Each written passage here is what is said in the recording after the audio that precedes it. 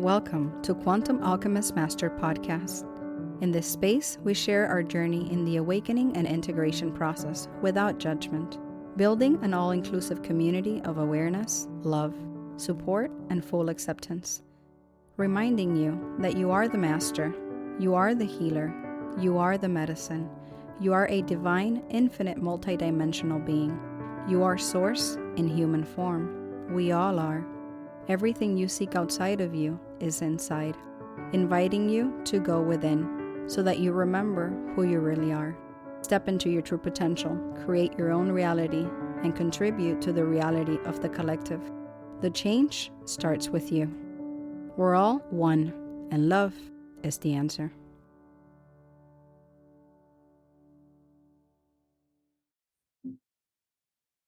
Welcome, Dr. Tara Perry, to Quantum Alchemist Master Podcast. It's a pleasure to have you here. I'm actually really excited to hear about you, your journey, because a lot of what we want to share is going within. It's going to the root cause. It's going to a lot of the stuff, that inner alchemy process. So I'm actually myself, I'm really excited to hear what you have to say and what you have to offer. Well, I am so delighted to be here. I love your message. When I heard your welcome intro to the show, I thought, oh my gosh, this is my space. Because it, like you said, it's totally an inside job. If you want to have a different life experience, the place to start is within. As I had mentioned before we started, I did acupuncture and nutritional medicine for 23 years. I had my office in Santa Monica, Beverly Hills, and Belmont Shore. And then one of my patients was really struggling with some trauma issues, and she was really excited about what she was doing. And when I found out it was based in hypnosis, I was like, oh, I want to meet your person. And I did an exchange with that person because I knew that there was so much power in the subconscious mind. You know, scientists know that 90 to 95% of our mind is our subconscious mind. That means it's below the level of our consciousness. Holy crow. I mean, if we're walking around with just 5 to 10% awareness of what's going on up there, that's a really limited toolbox. And I had known and worked with a couple of the top hypnotists in Los Angeles, but they weren't diving as deep into the subconscious and as directly into the subconscious as I found that this methodology does. And I've had the joy and the privilege of working with a lot of top people on the planet, Marissa Peer, Joe Dispenza, and Tony Robbins. Whether you like him or not, there's a reason he gets $1 million for 8 hours of his time. He really knows how to dive into the subconscious and leverage what's in there. So I love to say we stand on the shoulder of giants. It's just so fun to help somebody who really wants to change, because I'm sure you've covered that part of our brain doesn't want to change. It wants to go. In fact, I was just listening to one of your podcasts, and the person you were interviewing was talking about that very phenomena, which is that familiar is perceived as safe by the brain. And even if that's horrible, it's kind of crazy how we keep reverting back to that. So we really have to ask ourselves, what is the secondary gain I get from that? What is my attraction to being stuck in that? What is the payoff I get for being stuck in that? Because that experience of going someplace else, of transforming. I see you have a butterfly behind you, and that's the perfect image of a transformation. To be that, to go into that cocoon, to go into that imaginal soup, and allow ourselves to just be disintegrated and emerge as something new, takes a willingness and an effort. Because if we keep, it's crazy how many people knock on the door and they're like, I want change, I want change, I want change. And then when change shows up, they're like, nope, don't see it. It's not there. I second that 100%. If I may interrupt you a little bit, just to dive a little bit deeper and then just give a little bit more insight in regards to that. So I speak about my own journey a lot, and exactly what you said, happened to me like 6 years ago. And it's a whole process. It's still happening. It's still unfolding. I'm still learning and still transforming every day. But yes, when change knocks on the door, there is that resistance. before you embody and really expand that frequency that you want to step into the next level of yourself and become closer to your higher self and to whatever it is that you came here to do. So it's really beautiful that you talk about your subconscious mind, because it's almost like we're going around with our blindfolds on and just really relying so heavily on our repetitive patterns, on our programming from childhood, not to go into anything farther to deep water, but just childhood. The institutions we went to, our religion, etc. Not to say there's anything bad about that. All of that is beautiful and it's perfect for our journey. But we're walking around with programming, heavy programming, and I just invite people to question it. That's it. You don't necessarily need to change, but is it serving you, right? So really, and self introspection to really look within and see, hey, is there anything here that, like, why do I always react in this way? Where is the root cause of that? And going deeper. So thank you for pointing that out. I hope if anybody really hears this, something clicks. It's like that aha moment, and really just take a second to realize that and bring that into your awareness. Thank you. I just interviewed a Harvard professor and researcher who's been doing this for 40 years, Ellen Langer. Many transformational experts reference her work all the time, but and she really shows in very quantifiable scientific ways how just reframing things, because again, this is all this subconscious programming. We don't even realize what's holding us back, what's keeping us down. She's the one that did the study with the older men, where they put them into two groups, and one group went and reminisced over the good old days, and the other group went and lived the good old days. And they measured scientifically all these biological markers, cognitive markers, and the ones that reminisced over the good old days, they didn't have any change of any import. The ones that went and lived the good old days, they physiologically became younger. They became taller, they became more flexible, they had better cognitive ability. And this is just a week of basically pretending to be younger. So again, to what you're talking about, we do have so much subconscious programming that is impacting us beyond what we could possibly imagine. So anything we can do to go in and tweak and leverage those things so that we're creating a better outcome with our subconscious mind is definitely waters that I know you and I want to swim in. So yeah, and when it comes a lot to manifestation, everybody wants instant manifestation. And it wasn't really until I dove deep into my subconscious mind that I was not able to really get the outcome I was looking for, because I reached kind of like a threshold. The top. I'm a nurse practitioner for 10 years. I reached the top of my career. Then I went to have businesses, and I went into real estate, and there was just that I couldn't break through that threshold. And it wasn't until I addressed my subconscious mind and started doing energy work and stuff like that, and just like expanding my awareness, perception, and just being open, right, to different possibilities. Maybe I didn't have all the answers, right? And now that I got a few answers, I'm like, okay, I don't know anything at all. I'm just like I know less than I believe I do, because I believe that we have access to 0.00 infinity of the whole ecosystem in regards to consciousness. So, because we're experiencing from this limited perspective as us. So it's really quite interesting how, I'm just very happy that most of us are starting to wonder, what else is there? What's in the subconscious mind? And let me dive deep in there. Let me swim in that water. Let me see what I can discover about myself, how I can make an impact in the world. So to me, all of that stuff is so beautiful, so wonderful, and so mysterious. So thank you for bringing that in. Let me ask you something about you in regards to how'd you land up in doing this kind of work? That's a great question. So it was through that patient of mine that was having the trauma in her background, and she had found that going into her subconscious and working with these methodologies was helping her so much. So when I first dove in, and thank God it was before COVID, because when COVID finally hit, I had been brick and mortar for 23 years. I had been seeing people face to face in my office, in my medical offices, and thank God when COVID hit, it was a natural thing for me to just start working with people all over the world, because I can do this virtually.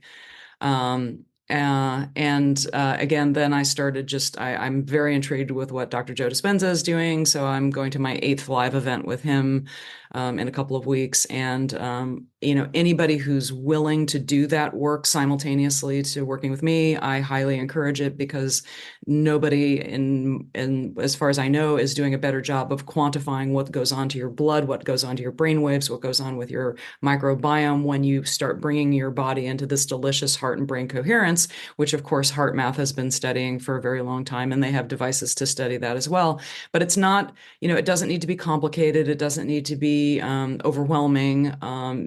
It's just, you have to do very, very simple steps so that you start practicing, working with your mind, and not having, so many people, and I know you hear this too, they're like, well, I can't meditate. My brain is just too all over the place. Yeah, that's exactly why you need to meditate. It's so crazy. I was just working with somebody the other day, and like, one of her huge outcomes when we got connected to her subconscious mind, she was just craving peace. And it's like, okay, well, what's the recipe for you getting peace? Oh, it's to go into nothing. And it's like, the one thing she resists the most is like, well, I can't meditate more than 5 minutes. And it's like, so she's got this one, pedal on the foot on the brake, and the other one on the gas, and they're, it's like wearing the car out. So again, it's like, well, what does our soul really, really, really, really want? And then just allow that to unfold. And when you get into one of my meditation teachers, who, God bless him, I love him. He went into prisons for so many years and taught prisoners how to meditate in maximum security prisons. And he won the PASS Award, which is a prestigious award for helping prevent recidivism. There's been so many studies that show that when prisoners are taught how to meditate, they don't go back to prison. They can free themselves from the inside out. And it's my meditation teacher would describe it as like going in and finding where the knots are, and you don't push the knots and burn the knots and push them away and stuff them in a closet somewhere. You go deep within them and allow them to just unravel and open like a flower would open in the sun. And then it can have the opportunity to transform and leave, but it can't if it's the thing that's always pushed away. What we resist persists. Wow. I want to ask you something. It sounds wonderful what you're doing, number one. And I'm gonna be sharing this in a couple ways. I would love to do like a little live on Instagram to kind of shed more light on your work. I think it is so necessary. Like, this is what we need right now. It's one of those tools that I think it's a must that we're not paying as much attention to. And the other thing is, your teacher still alive? Oh, yes. In fact, I want to interview him I have a podcast called Next Level Healing. Okay. In fact, I just interviewed Ellen Langer. She's the Harvard researcher who has been 40 years. She's been doing this crazy research, which again shows you the power of how we categorize things and how that affects our lives.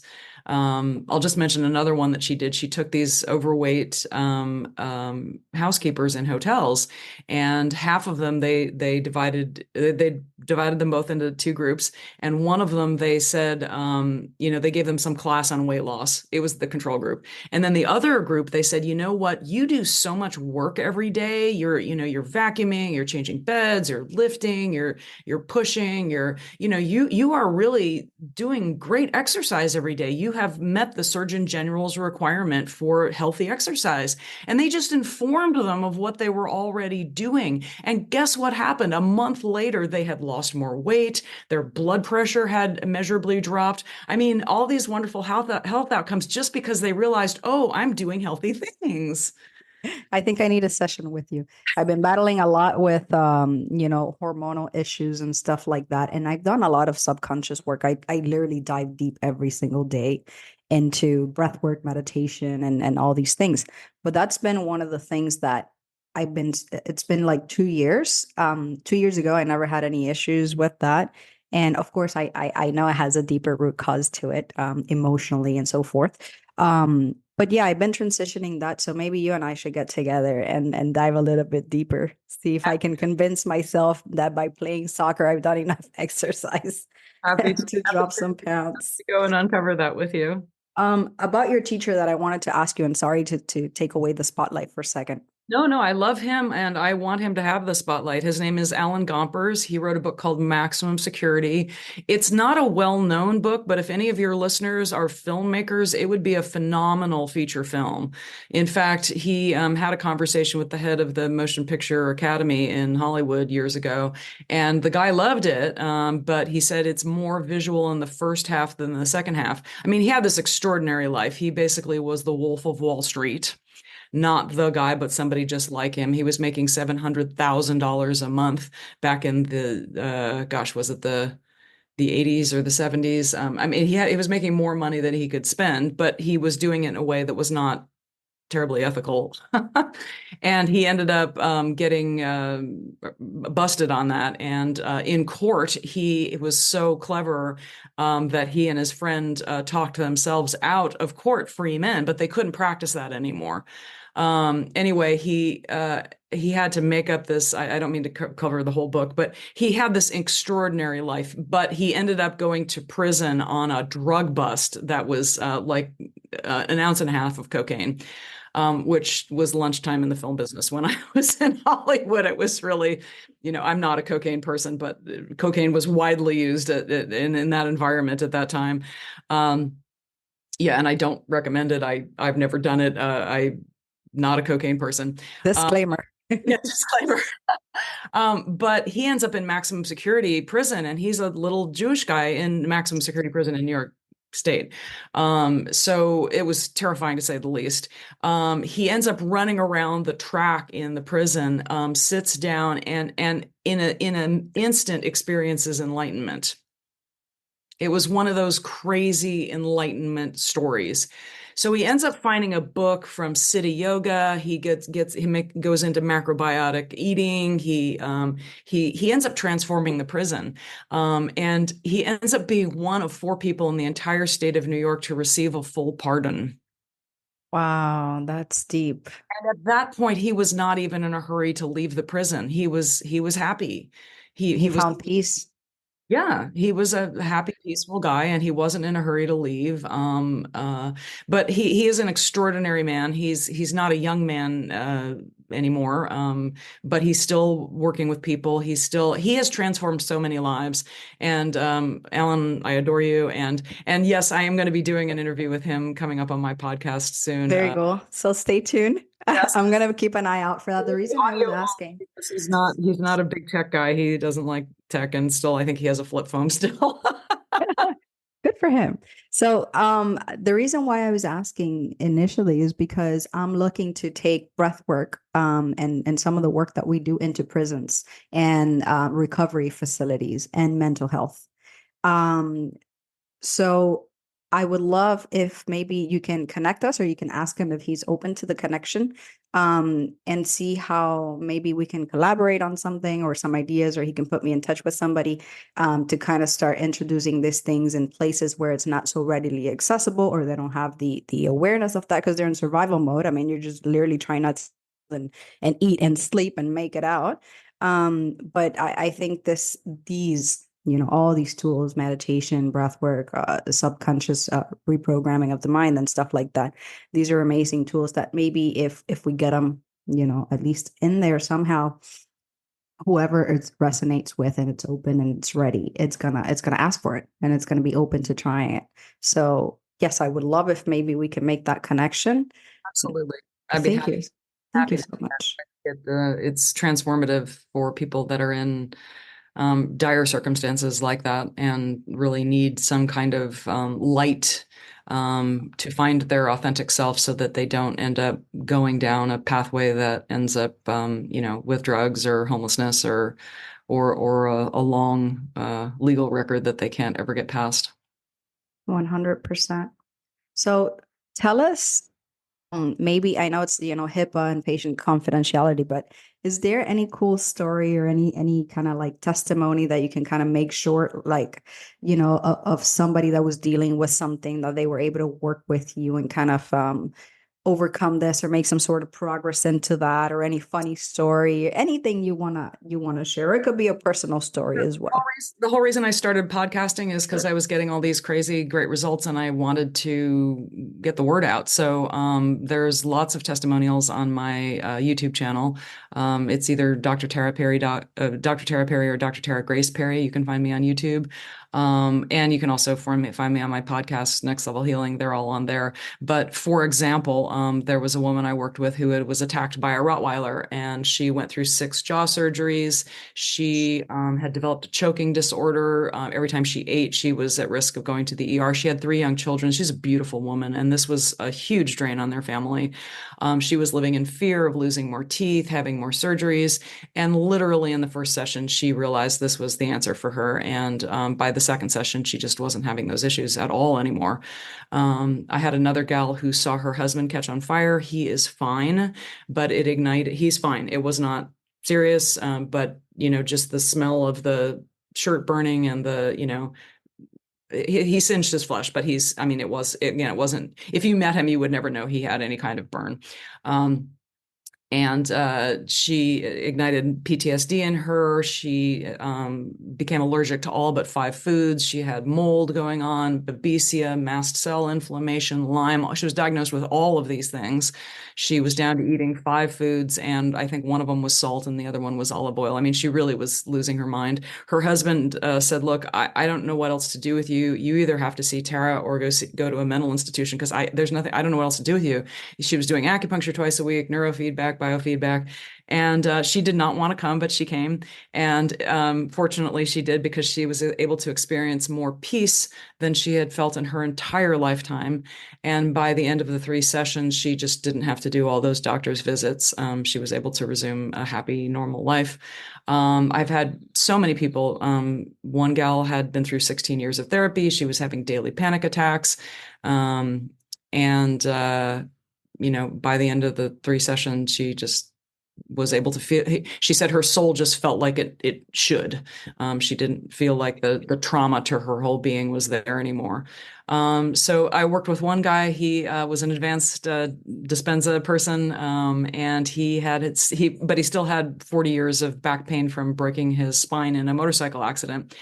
And he was all excited when he found I was an acupuncturist. And I said, look, you've done acupuncture, you've done chiropractic. Why don't we find out, let's go to Command Central and find out what's getting in the way of your healing. And he said, great, sign me up. And in just the first 2 sessions, after 60 days, he didn't have the pain anymore. Wow.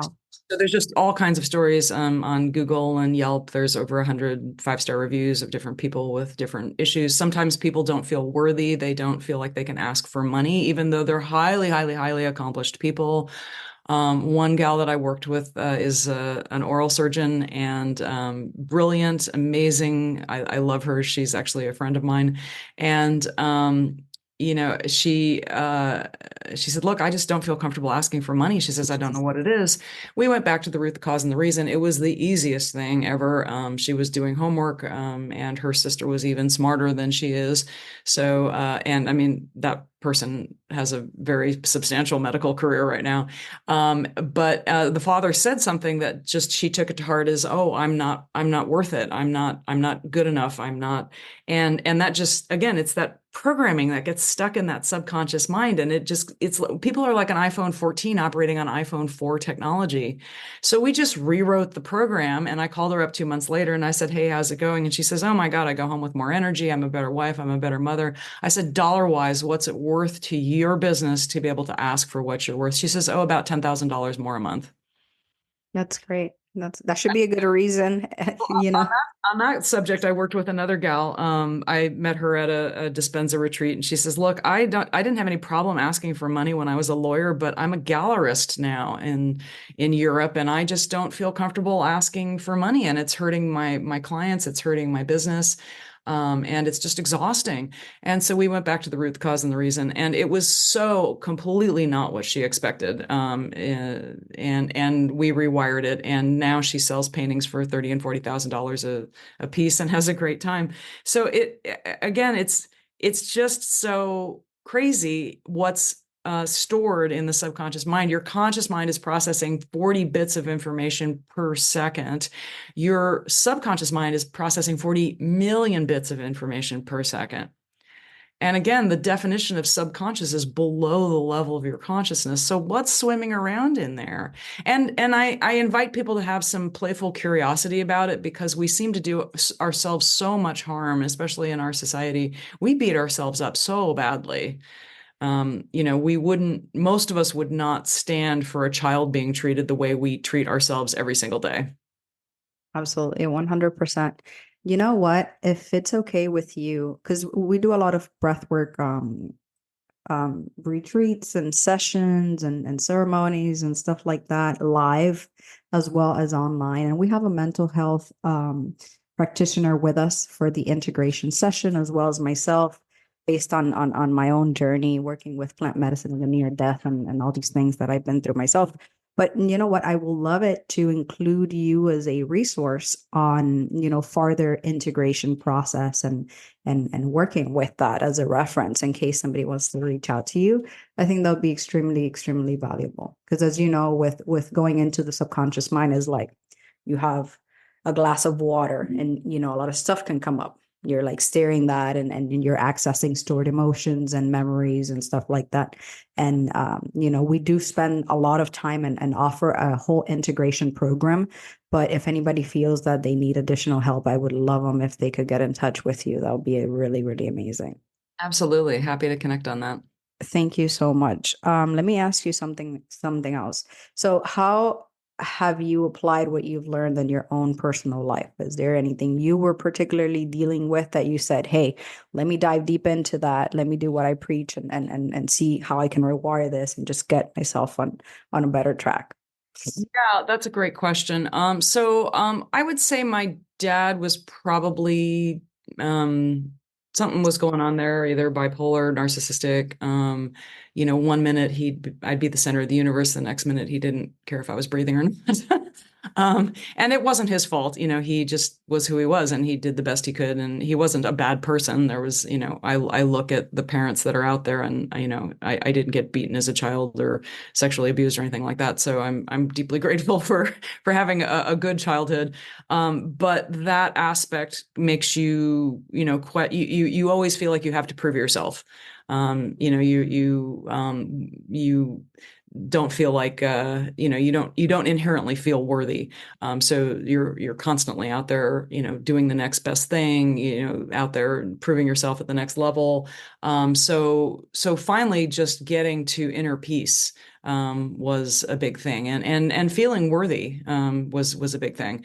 And I would say I chipped away at that over time. Certainly being able to get in and access my subconscious mind was huge, because I didn't, again, realize all this was stuck in there. Even though I had done decades worth of work, it's really surprising at the stuff that gets stuck in there.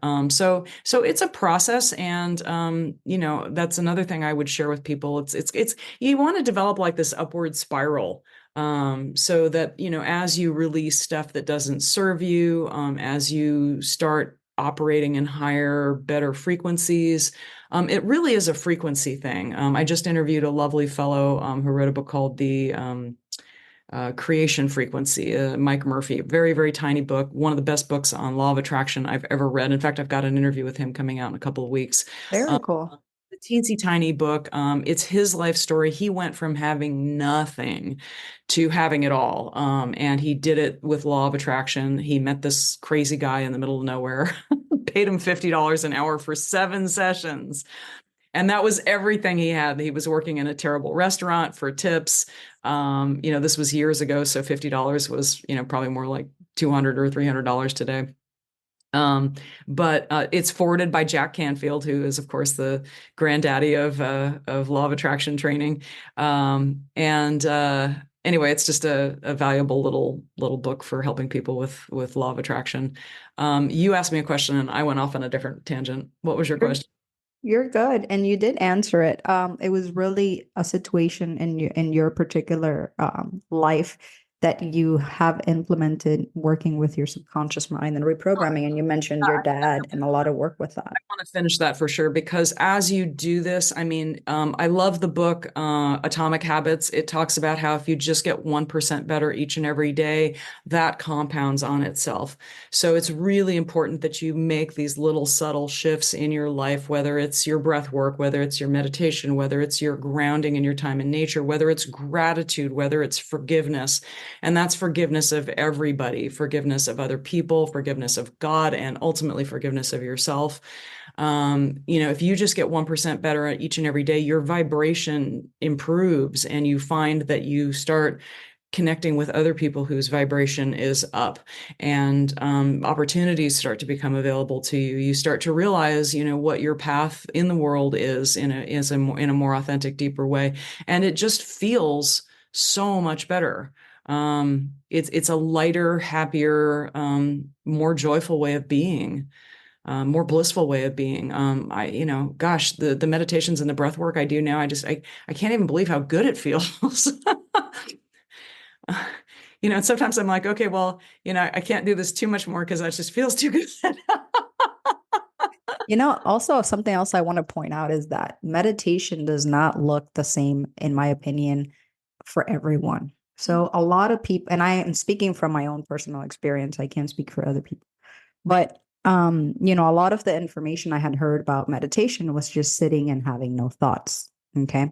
So I want to speak in regards a little bit to that and then let you shed some light and your perspective on it. So for me, when I started meditating, it was hard. I don't think I could be there more than 5 minutes, but I was trying to just blank out the mind purposely, like forcing myself not to think anything.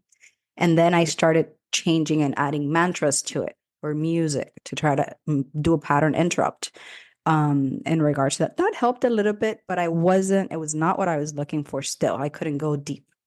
And then of course I had, my near death working with plant medicine, and that opened up a whole different, like my third eye opened up. And now my meditation, when I go in, I like to a lot connect with the core of the earth, and from there be able to really go into my subconscious mind and to other realms and really explore a little bit more. But that came with practice, with time, with my clairs being a lot more opened. So now my meditations are more like movies, like they're teaching me. I connect with my guides and I have a different type of meditation. And I have that type of meditation. And then I have purposely more awareness and presence where I don't want to travel out of my body or have out of body experiences and stuff like that. And I purposely want to be more breath aware and just aware of my body sensations and stay more in my body. And by noticing and putting my awareness into my breath, into my body sensations, I literally go into presence, into that nothingness, so they're just different types of and ways of meditating for me. Like when I do yoga, for me is like meditating. I'm just lost in that flow and I'm just in my own world. It's not exercise for me. I'm meditating. When I go in nature, the same. How do you feel about that and the different ways? What's your experience? That's a powerful, powerful question. I love David Hawkins. He's the one that wrote Power versus Force. His latest book was he's deceased now, but he's just an amazing human. His latest book was called Letting Go, and he liked to call it contemplation. So I do think there's many ways to achieve what one wants to achieve in meditation. I love to just be nobody, nowhere, no place, and no time, and become nothing, because it just, honestly, when you just let go, there is such freedom in that. It again, it's what we resist persists. So when we try to push away, we try to ignore, we try to not feel those feelings, the feelings have a message. That's what's so cool about this work that I'm doing, is that it helps. It's like God's knocking on the door, and it's like if you ignore God, then the next thing you know, the door gets blown down, and then you keep ignoring God, and then the house gets blown down. It's like, just take the message and process it, and then God can stop knocking on the door. I often find that the message is something that is for your benefit. It's not trying to hurt you. It's trying to help you. And if you can connect with it, I actually own the domain name Brain Aikido, because in Aikido, you don't push against energy. You bring the energy towards you, and then you redirect it. And that's really the beauty of this, is not the fighting stops, the tug of war stops. That thing where you're pressing hands with somebody, if the energy is just not there to press against, then there's no pressure. The pressure is all from pushing back on it. Again, you could go inside and find that knot that's all tied up in there, like my meditation teacher would describe. And then my instruction to people is go into the knot and just, where is the center of it? Go, rather than push away from it and avoid it and, put it in a bundle and try to send it off into the sun. Just go right into the very, very center of it and just sit there and see what happens. And usually it'll just start to unwrap. It'll be like a flower opening in the sun. Walking meditation's great. Yoga, of course, is designed for meditation. It's designed to help the mind quiet down. So when you reach that beautiful meditative state in yoga, that's perfect. Nature grounding. I just interviewed a fellow who went and lived with the Pitaha, which is a obscure tribe in the Amazon. That's a wonderful book. It's called Don't Sleep, There Are Snakes. But it really clearly illustrates how in modern society, when we get that whole left brain going, which categorizes, which compartmentalizes, yes, we need that in order to get through life, but it's also the crazy making part of our world, because that's when we're comparing ourselves to other people. The Pitaha don't compare themselves to anybody. There's nothing to compete for except just to live each and every day. They live in a rather dangerous environment. There are snakes that could devour you. There are panthers that could eat you. There are poisonous everything. But they're happy people. They laugh and they enjoy life much, much more than we do. If you measure, how much they're smiling and laughing, they eclipse us. And yet they don't have fancy cars. They don't eat in expensive restaurants. They don't do any of that. All they need is something over their head for when it's raining. They have a few little things that they put away here and there, but they don't have stuff. There's no keeping up with the Joneses. You mentioned that, and I can relate to that because, well, it could also be because it was my childhood. So as children, of course, we don't have the responsibilities and the challenges and all these things, unless there is trauma, of course. And I come from Cuba. So, and we literally come from the farm where there's nothing. Like our floor was out of dirt there, and when it rained inside the house. So, and I was the happiest. I thought I had it all. In my mind, I was a super happy child. I never lacked anything, and yeah, I can really relate with what you're saying. And I think connection to others is a big piece that we miss in our world today. Gabor Mate, a major MD who writes a lot about addiction, it's the attunement that, you have when you're growing up as a child. So my guess is if you had a happy childhood, you were able to have somebody that you looked at and you felt like they appreciated you, understood you, cared about you.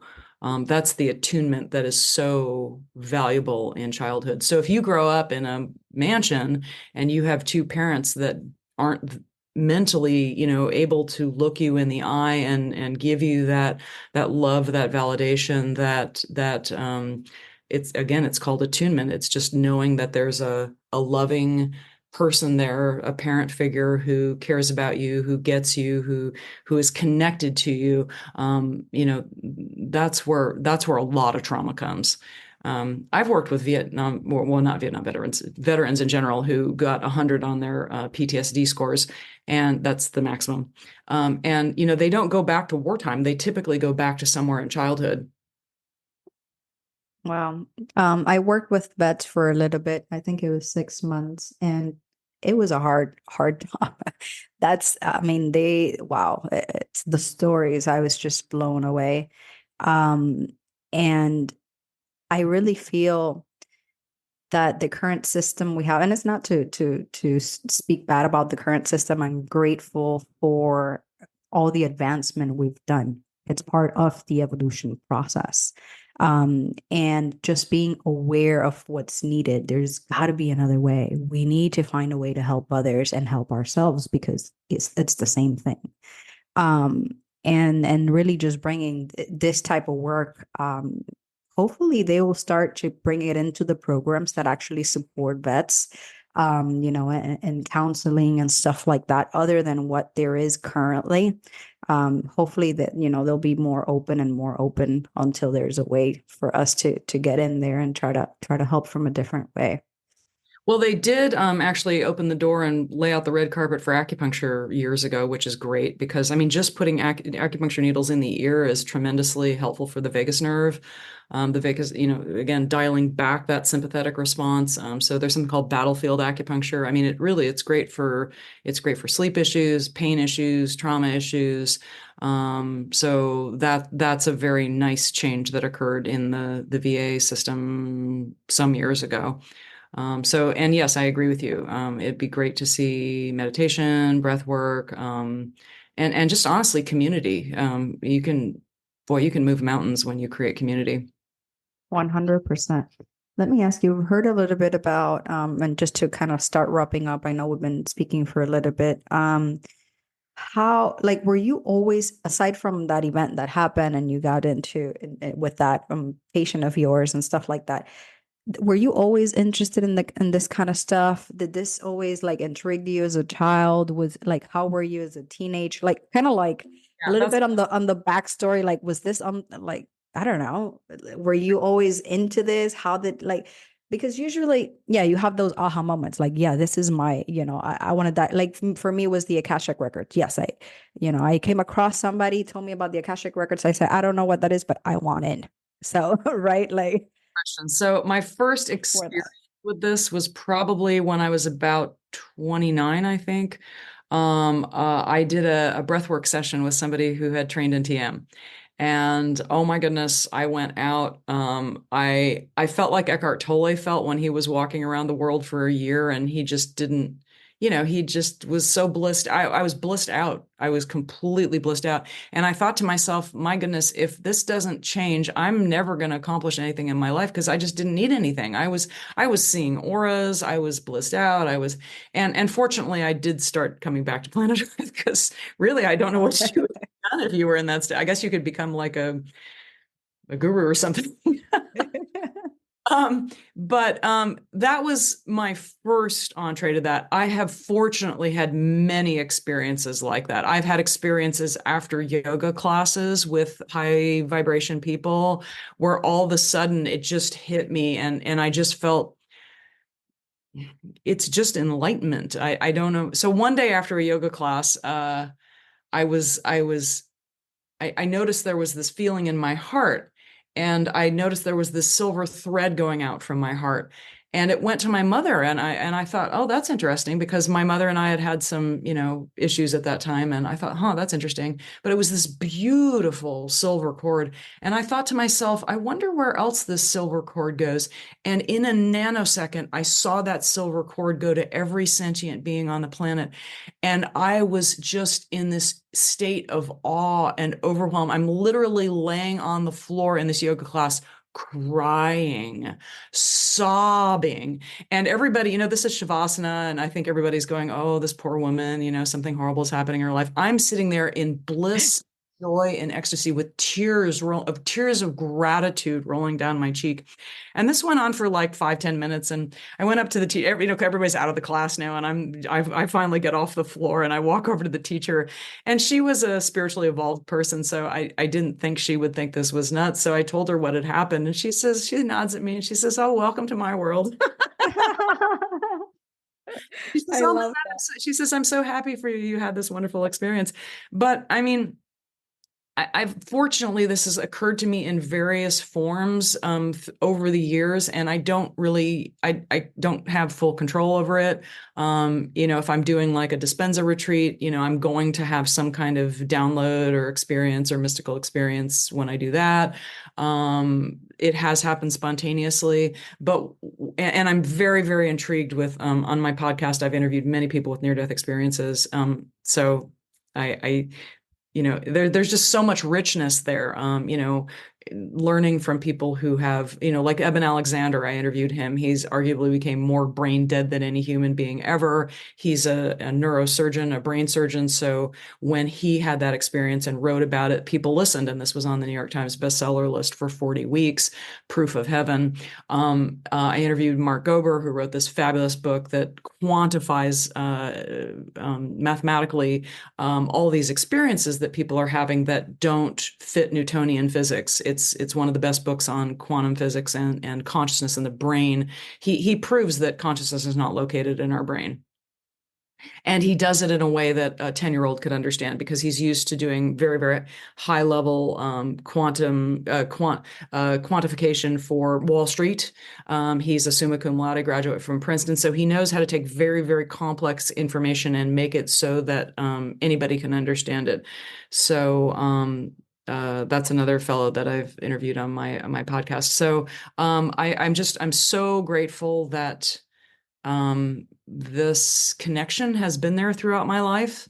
I mean, I'm more grateful. It is what I'm grateful for, because there isn't anything more valuable. There's nothing 3D that's more valuable.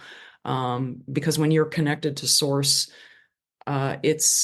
it's beautiful. It feels, it's so fulfilling. And the more you get connected to that, I find the more you're able to help other people.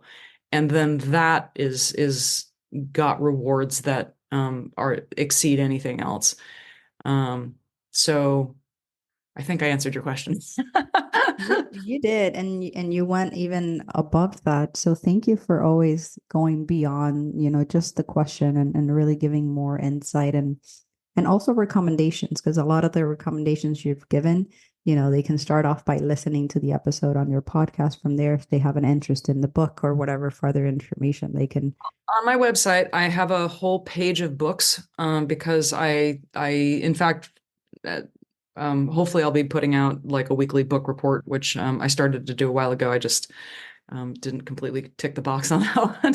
But there are so many fabulous resources out there, and I love giving people maximum exposure and just access, because nothing makes me happier than seeing somebody dump the old version of themselves that was holding them down, making them feel bad, making them feel not worthy. Like you say in your opening, we are all we are all part of this beautiful soup.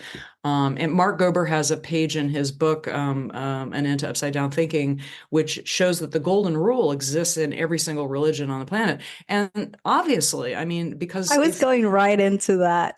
Yeah. into religion. I try to hold it off, but I don't know, there's always something I want to touch on it. So look, one of the main messages that I want to bring, and one of the things I want to start sharing more on Instagram, is for us to be able to speak about whatever source is for you. It does not matter. Like, honestly, if your source has a different name, a different sex, a different energy, whatever, it doesn't matter. To me, it's all love in the end. I like the core essence of it, and consciousness, infinite, pure, loving, infinite consciousness. But I would love for us to be able to speak about source, even if it's your God looks different than my God. So what? Can we find the common thread in humanity, for Christ's sake? Yeah. Like, my God, like, how does that still divide us? I don't, it's beyond, me at this point. Like my family, for example, I always like to talk about my own experiences, because, pointing the finger is really easy. Yeah. My family, I think all of us have a different religion. Like I'm non-dogmatic. I don't have one per se, but I've been through many, many different religions throughout my journey. And all of us have a different religion. And it's very, very interesting. And they're all very like, no, this is the one way. So it's really quite interesting when we speak about God, where we're able to bring the walls down and still find the common thread and love and respect for us in that discussion. And we, my family really, it does not have that education or that awareness or that, you know, at all, you would figure like we were all kill each other, trying to push each other's perspectives into each other's faces. But no, you know, and it's really surprising. Like there's something higher, like, no, it's okay if your God's different. You know, it's how are you as a person? How are your actions? How are your thoughts? How are you impacting the world? How, you know, that is the commonalities of God. I don't care what you name it. You know, what are your thoughts on that? Or what does your God look like? That's a great question. I feel like I keep going back to quantum physics because it's like we're all swimming in this same river, and it seems that our individual identities is like a whirlpool within the river, but the whirlpool comes and goes. We're all part of that same energy. So, you know, it's funny you were talking about fighting over my God versus your God. That reminds me of an old movie called Gulliver's Travels. Do you remember that movie? No, This movie is ancient. I'm Cuban. I probably have not seen any of those movies. It's basically this giant that ends up on this land of this island of little people, and the people are fighting. Their civil war is over which end of the egg you're supposed to break, whether you're supposed to break. So when people fight over whose God is better, that reminds me of Gulliver's Travels.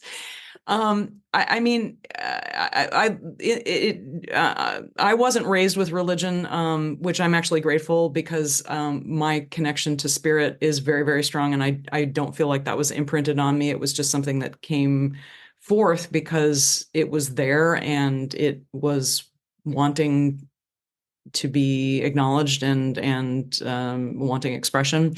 Um, um, and Jesus did say, "You will know them by their fruits," and I love that quote because if somebody is behaving in a way that we all admire, you know, if they're kind, if they're generous, if they're loving, if they make life better for other people, those are beautiful fruits.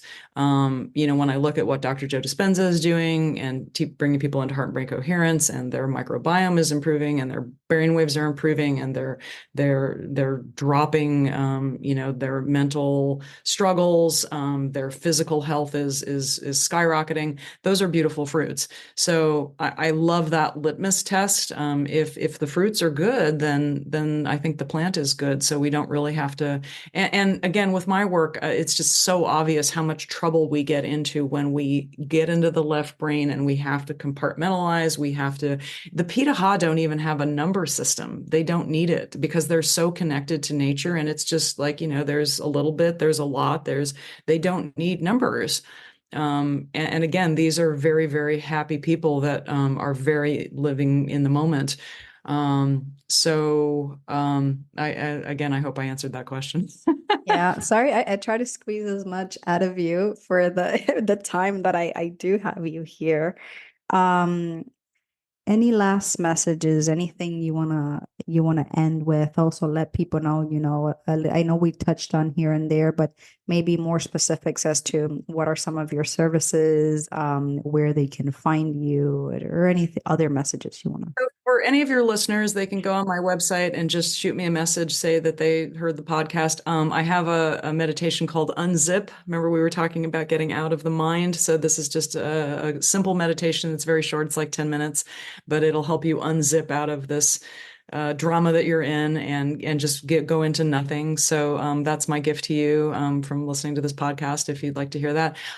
There is a Let's Talk button. So if you feel like you've been struggling with something for a long time, you can click that, answer some questions as to what it is that you've been struggling with, how it's been impacting you, what you've tried to do to resolve it so far. And I do have a half-hour time period that people can connect with me and see if this is a good fit for them. That's beautiful. Perfect. Instagram? I'm on Instagram. It's Dr. Dr. Tara, Tara, Perry, Perry. Would love to connect with you on Instagram. And my podcast, Next Level Healing. I have all kinds of incredible guests that I'm so privileged and delighted to connect with. A lot of people who've been through near-death experiences. The fellow that I mentioned who had the 40 years of back pain from breaking his spine, pulled his son out of a 22-day coma. He had had a near-death experience when he was younger. So when his son was in this coma and the hospital wanted to harvest the organs, they were actually rather adamant that the brain wasn't coming back and they wanted to harvest the organs. The father had a near-death experience. So he goes and connects to the son and says, look, if you want to leave, I know it's a beautiful place. I respect that. But if you want to come back, he says, track your eyes from left to right. Give me a sign so I can help you. The eyes tracked from left to right. And so he sets up a coherence healing, which is a Dr. Joe thing. And rather than 6 healers, which is kind of the normal number, he ends up with a group of like 50 healers from all over the world. And he includes the friends of the kid. He did it on a Friday. On a Monday, guess what happened? Oh, I can guess what happened. The kid. So I interviewed both the father and the son. The son's Oh, in man. beautiful, just gorgeous young man. This is just very, very kind-hearted people. So you can go back. It's a few months that I did that, but you very clearly can see that this man pulled his son out of a coma and how he did it.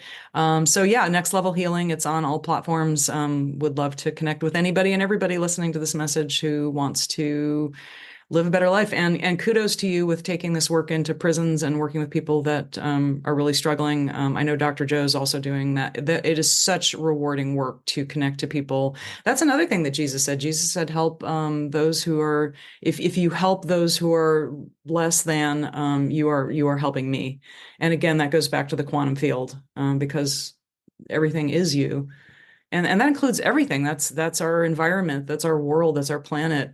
Just have stewardship for your community, for your family, for yourself, because it's all part of the same thing. Just like the opening of your show says. So I just want to end. I normally don't advertise this on our podcast, but I have to because it just that message that you ended with is so beautiful. And on my second book, I have a 10-year peace treaty request for all of humanity and all leaders of the world. And I would love it if it resonates with you guys. Go in there, read through it, and it's just to sign the petition. It's on change.org. And maybe we can make a big enough noise to get it out there. And we need this peace treaty. We need to some time for all of us to kind of just be more aware of that oneness that we all are. Mother Teresa said, I won't attend any anti-war rally. She says, you have a peace rally and I will show up every single time. Amen. We'll finish with that one. That's beautiful. Thank you so much.